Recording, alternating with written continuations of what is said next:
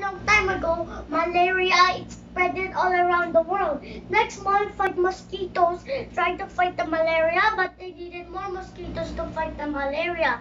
Next, for the unmodified mosquitoes and modified mosquitoes, they helped to fight the malaria, but the unmodified mosquitoes was the spreading of the malaria.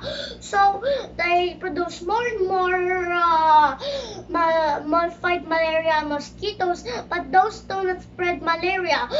Antibodies help also, but they need more help. So for the malaria, they fight normal cells muna, and after that, the malaria it also fights red blood cells. To stay unnoticed, they wrap the cells that they killed off the membrane of the cells that they killed.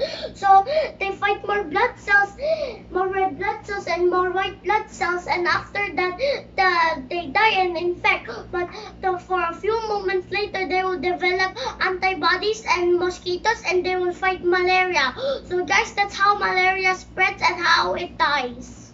Bye.